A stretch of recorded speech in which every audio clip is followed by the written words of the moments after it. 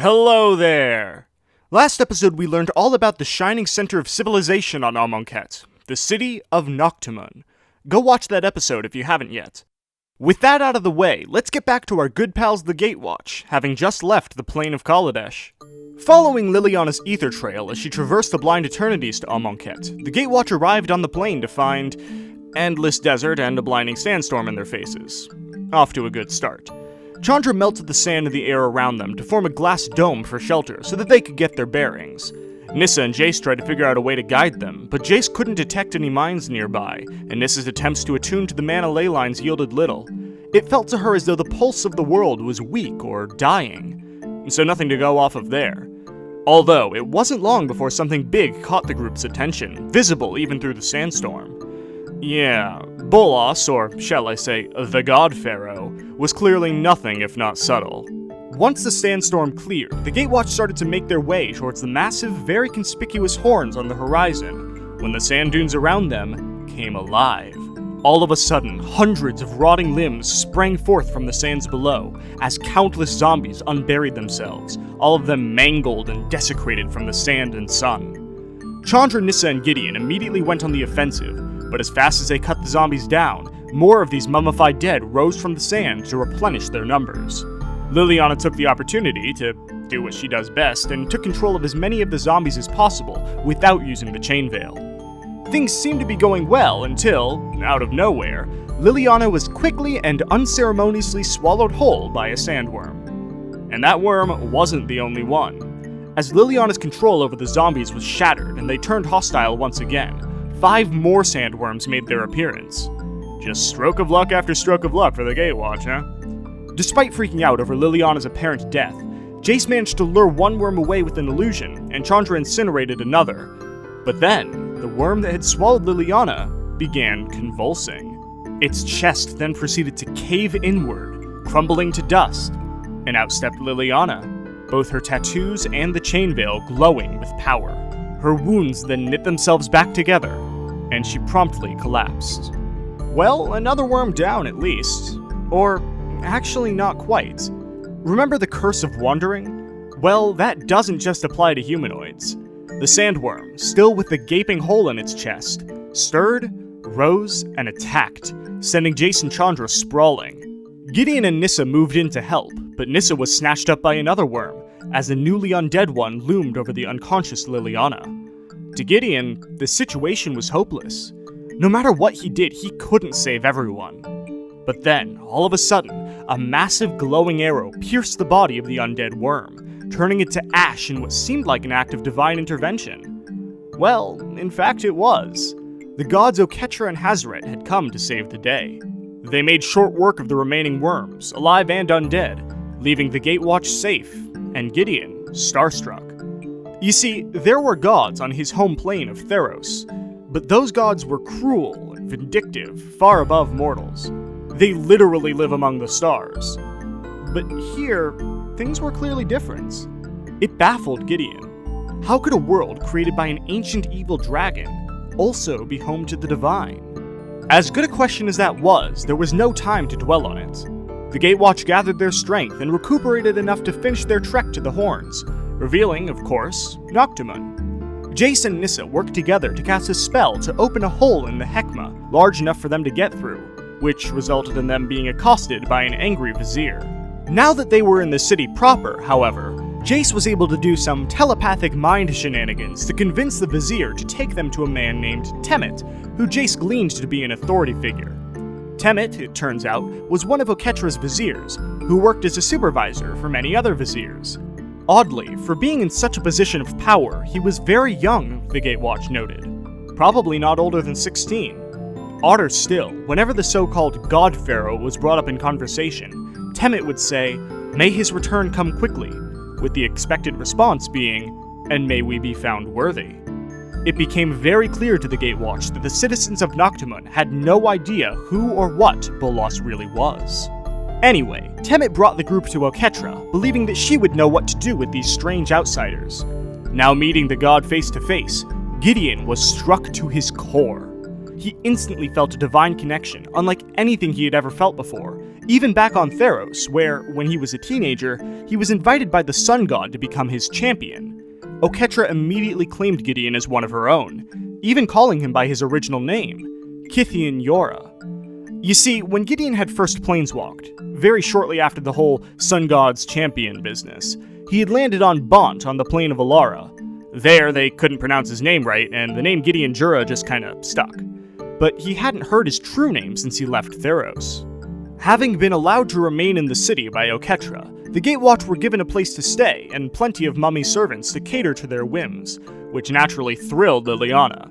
It wasn't long after that, though, that Gideon and Chandra witnessed quite the unusual event.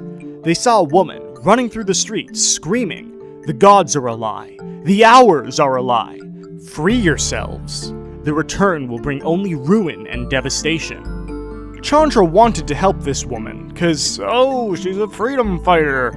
But Gideon had to remind her that they weren't on Kaladesh anymore. So he prevented Chandra from interfering, and within moments, the woman was silenced and dragged away by pursuing viziers. Temmin explained that while he didn't know exactly what her crime was, the woman must have become a dissenter and proven herself unworthy of living among them. While the whole thing was very suspicious, Gideon was certain that no matter what, Oketra could be believed.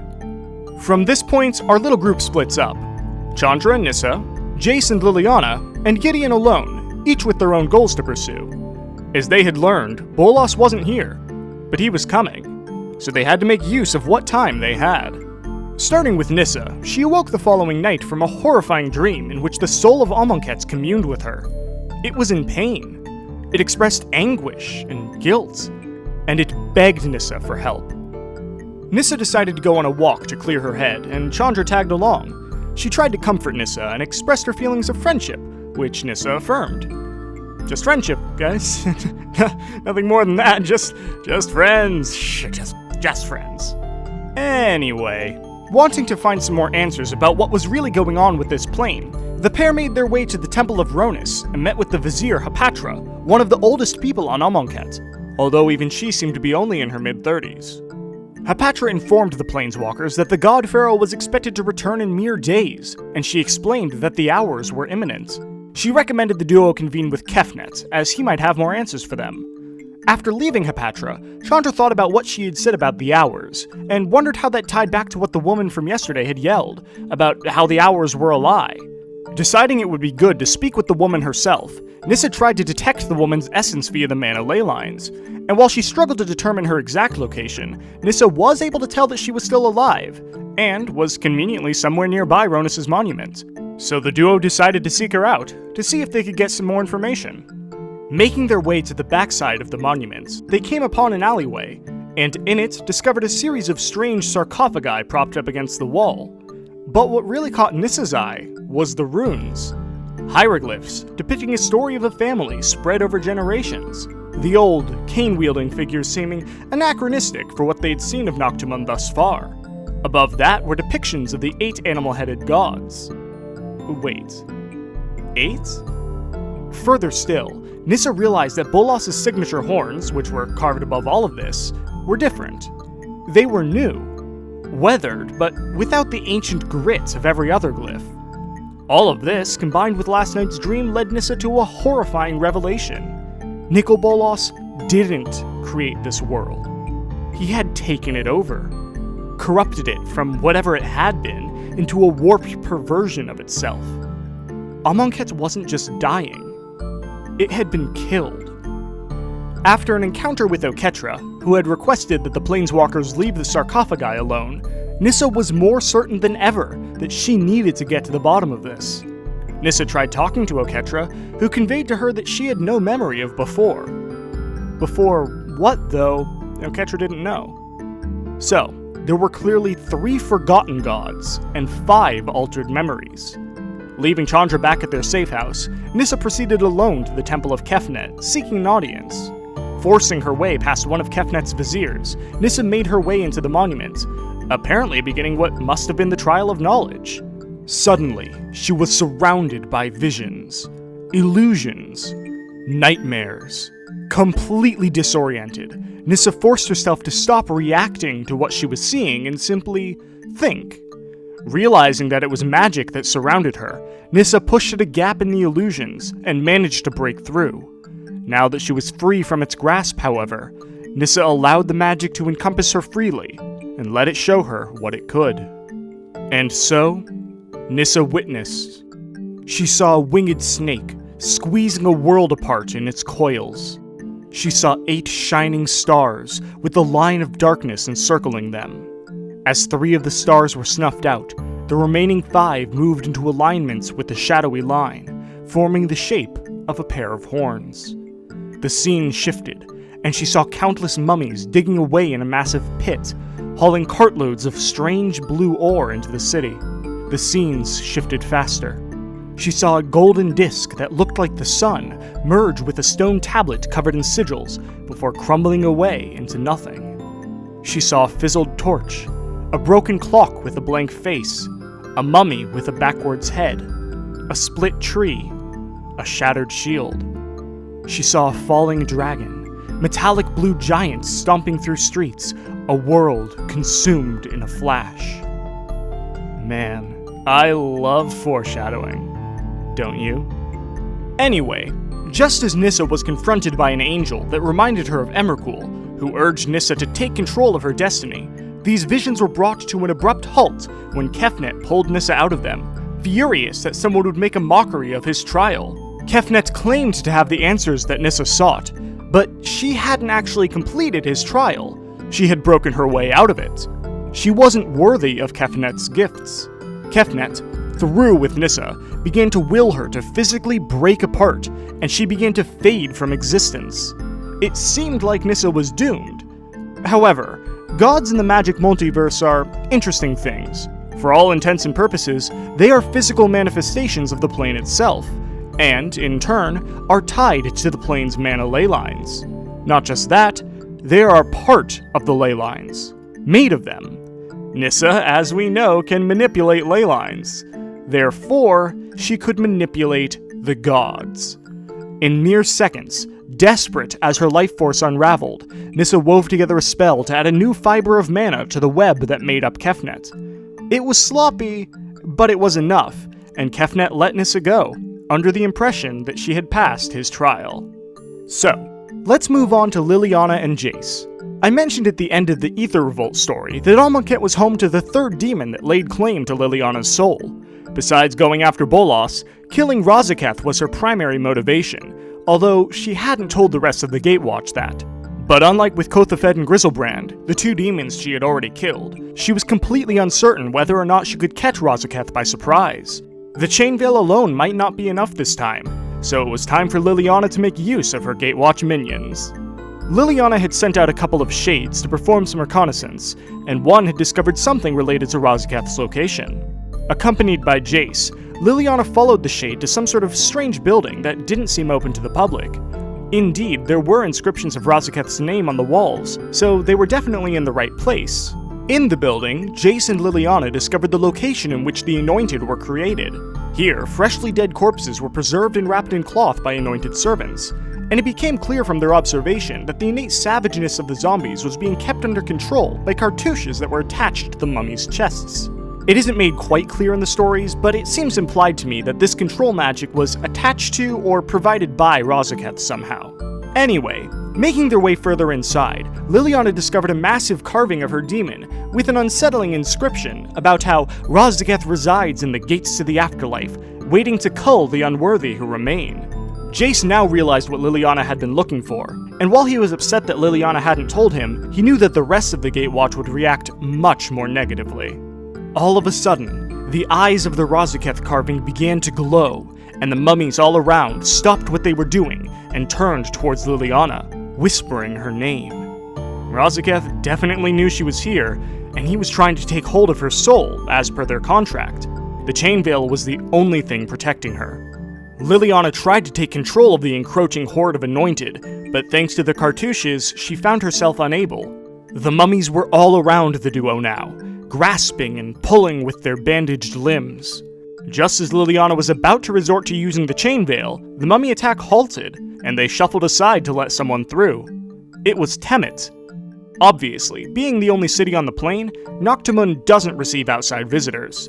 So, Temmet checked the birth records of the city, and of course, there was no trace of these strange people's existence.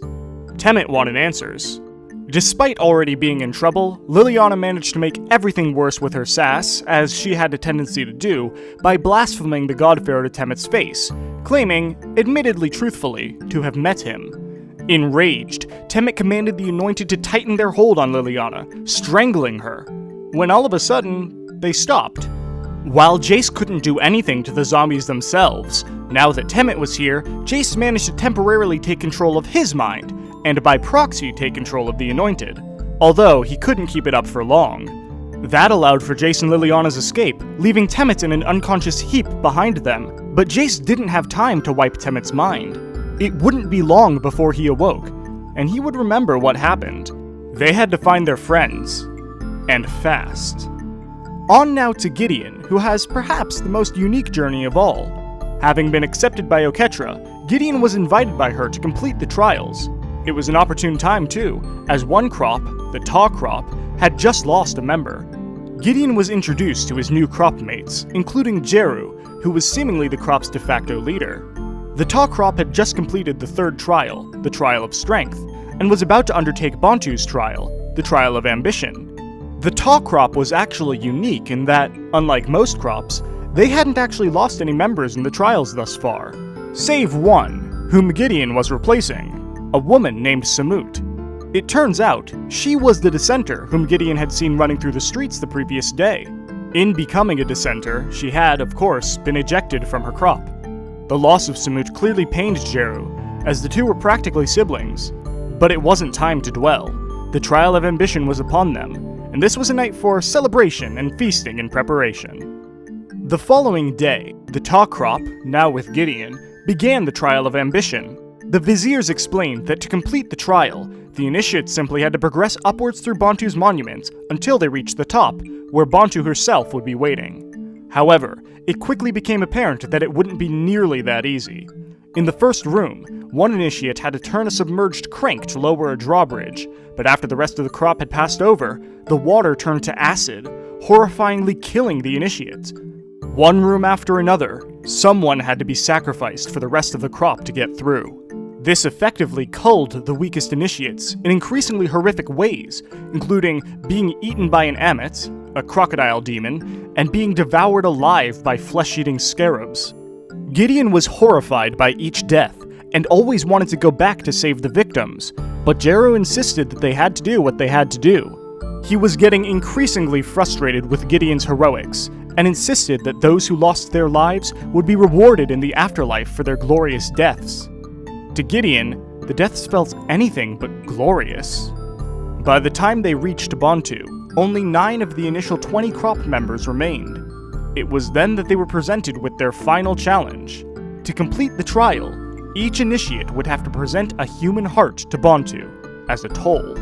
All of a sudden, Gideon was left helpless as the Ta crop, for all intents and purposes, a family, began stabbing one another in the back and drowning each other in nearby pools filled with venomous serpents.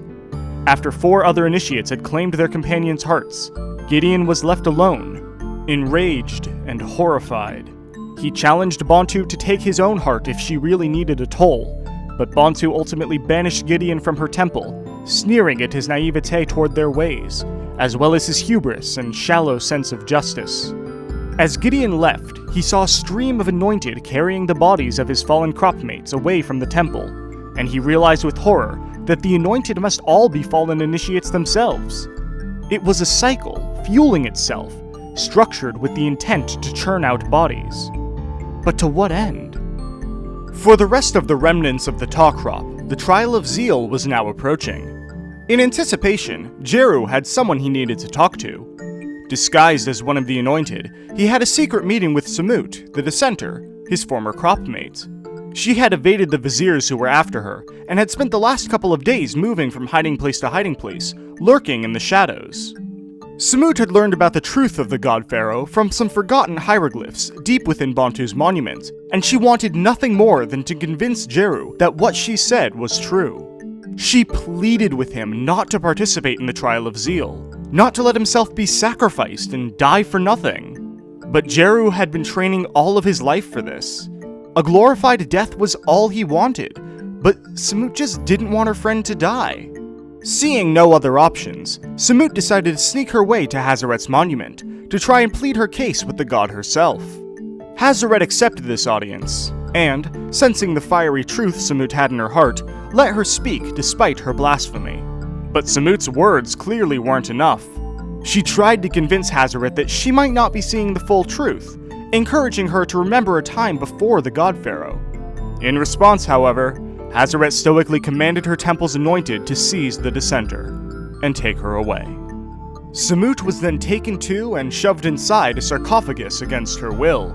She could hear others in the sarcophagi alongside her own, whispering of the Trial of Zeal, of the lies of the God Pharaoh, of the coming hours. The Trial of Zeal normally has the initiates fight something, that thing being chosen at Hazaret's discretion.